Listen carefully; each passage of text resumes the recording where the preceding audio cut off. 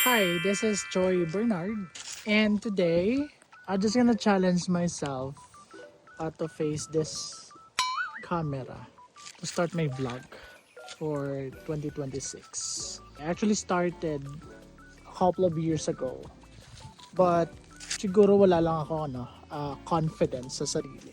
Humarap sa camera, parang ganon. Especially pag low quality yung camera mo. So I preferred have a good quality camera first before doing this thing or this kind of vlogging. I don't have microphones, I don't have tripod or monopod. I'm actually holding my phone only for me to start my vlog in 2026. So it takes a couple of years bago ko siya i-upload yung video na to. Tinapangan ko na harapin yung camera. Meron kasi ako challenge para sa sarili ko. I brought myself here sa lugar na walang tao, na ako lang. Pero meron naman dumadaan dito kanina. So, kinakat-cut ko lang yung video. It is because I'm too shy for this. Oh no, what happened? But yeah, I'm actually trying myself to do this thing every single moment, every event in my life. Or every day, let's say every day. Taking scene for every thing that I need to do for my everyday life. Diba? Sobrang mahangin sa lugar na to. Tsaka syempre mainit. Doon sa amin, sa Bacolod. Yun ang Bacolod. So, sobrang init. So, ito yung lugar na malapit, accessible lang. For me, I think it takes 20 to 30 minutes bago ako makarating dito sa tinatayuan ko. Decided na aakyat pa doon sa taas kasi doon yung Campus 2.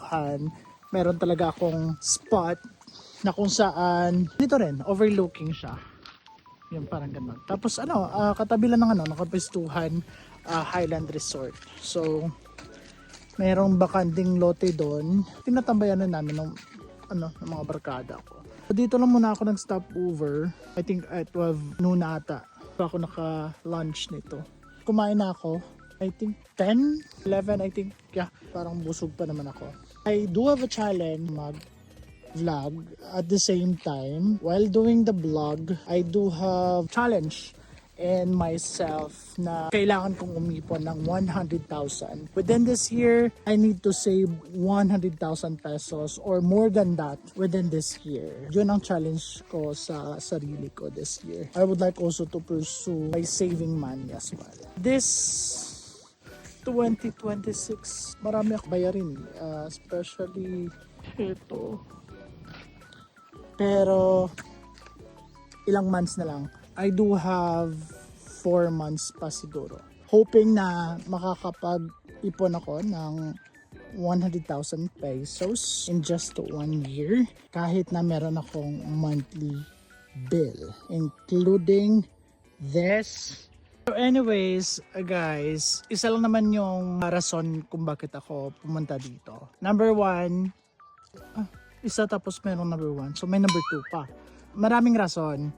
First one is to have a content on my blog, on my YouTube channel, and my social medias account. For my YouTube, I think this is my first, not first. I do posting naman sa YouTube. A short video. I do only have one video. 15 minutes. Doon ako sa Don Salvador, kasama ko si Tatay Udon. Back to my purpose, I need to save 100,000 pesos in 1 year or more than that, more than 100,000 pesos. Just only for myself, just to save and just to challenge myself, right? And to continue my vlog in 2026. I'm hoping maraming manonood. Okay lang naman sa akin yung kahit ilang views lang. 100 views, masaya na ako dun. Meron ako 1,000 views on my shorts. I'm just gonna boost myself to continue vlogging using my phone. I don't have any cameras naman. So for today, I'll just gonna upload my content. All you need to do guys is to watch, sit back, and relax. So, this is my view. Pero mas maganda to pag hapon at gabi.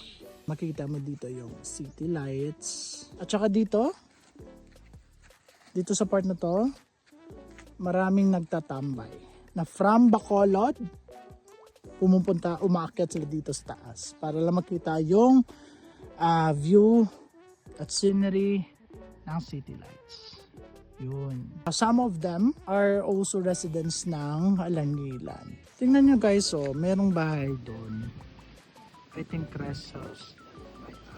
Meron dyang caretaker na naglilinis at nagbabantay. Sobrang init.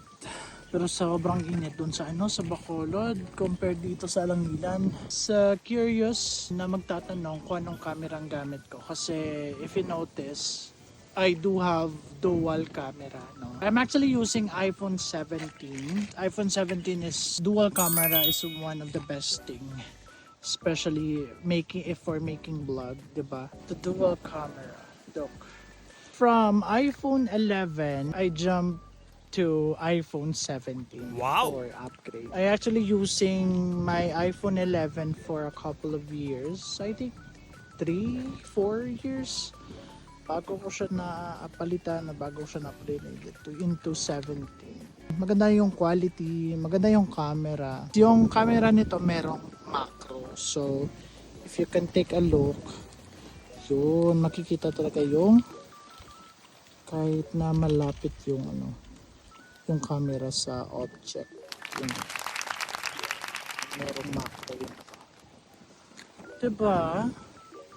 I'm just gonna go. Pupunta ako doon sa isa sa pinakamalapit na river dito sa Talisay. Tinatawag itong Imbang River ng Talisay City. I'm just gonna give you an update guys. So, kailangan kong bumiyahe doon. I think it takes 15 to 20 minutes siguro. Nandun ako. See you there. Okay? Bye-bye.